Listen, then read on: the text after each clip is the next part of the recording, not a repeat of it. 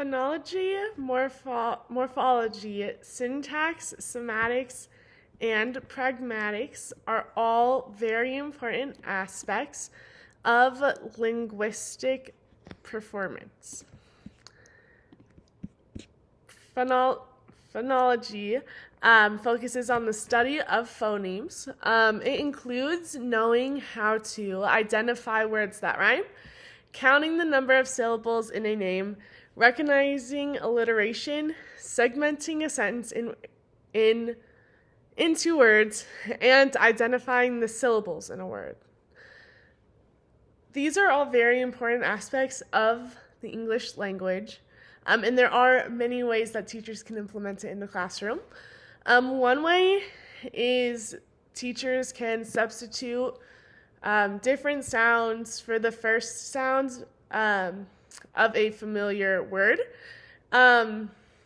So a teacher at a young age, for a student of a young age, can play the song Apples and Bananas by Raffi, because that song takes the words and puts in different vowels. So like it sings apples and bananas, and then it sings opals and bononos. And then another developmentally appropriate instructional strategy that support language and literacy development for this section is to show kids how to break words apart. This way students can learn, first of all, how to create those syllables and how to identify those syllables, and then also break words apart. Morphology is the study of words and their parts. And teaching this to young students shows the young students that every word has a base or something that goes along with it. So one developmentally appropriate instructional strategy to support language and literacy development for early childhood students is have students, and teachers should model this first, but break apart words that either end or begin in a prefix or suffix. And this could be like preschool, where the pre is in front of it, so the students would have to find the base word and then see what the pre means for it. And then another developmentally appropriate language and literacy development tactic for morphology is to have the students break up each morpheme. So like in the word cat, we would go k, a, t, and then have them blend it together. Or it could be like dodge, ball, if it's one of those words. And then for syntax, syntax is the arrangements of words and phrases to create a well-formatted sentence in the English language. So these can include sentences like hurricanes are scary, the sky is pink, the dog loves her owner, or even sentences like I love my family, or I love the color blue. Kind of sentences like that. And then one developmentally appropriate instructional strategy to support language and literacy development for syntaxes is to explicitly teach grammar rules. So without the grammar rules, students are not going to be able to form a sentence.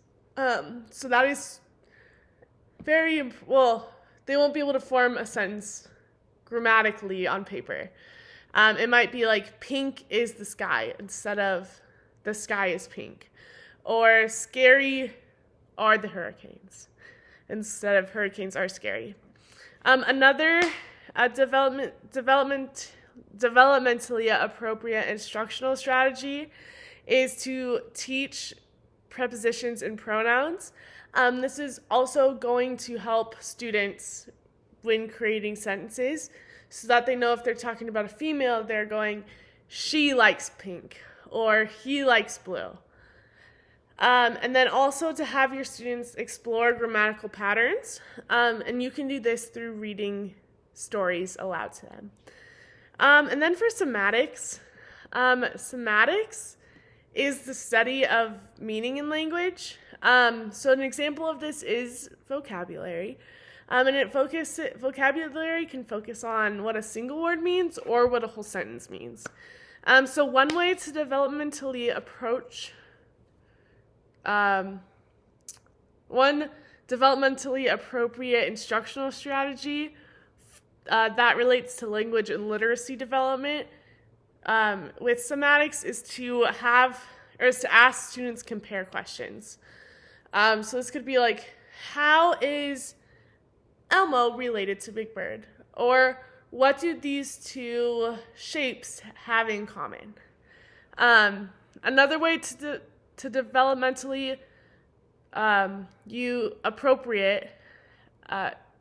another way to have another developmentally appropriate instructional strategy is to have students sort.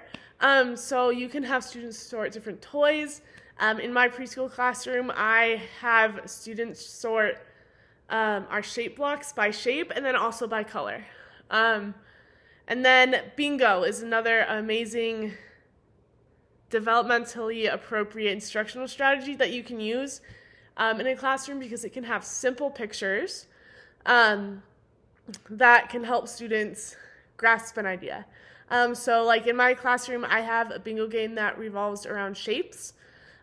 So we play that about once a week to try to get their knowledge about shapes up to the developmentally appropriate stage.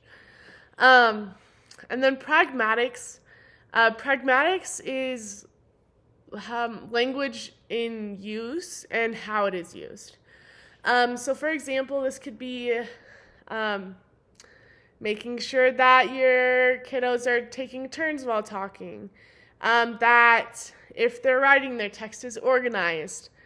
For example, instead of saying, it will make you bigger, eat all your food, it would be correct to say, if you eat all that food, it will make you bigger. And that kind of is the organization part of it. So that text organization when writing is also very important when they are speaking.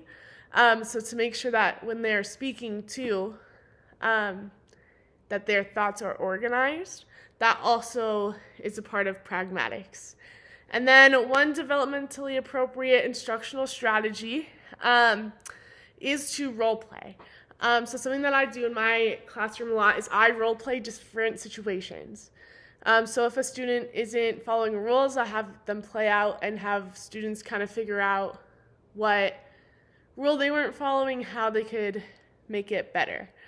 And then another thing I do is character interviews. So I have children pretend to be a character from a story we read, and different kiddos or myself will ask that character questions, and they'll have to answer like that character.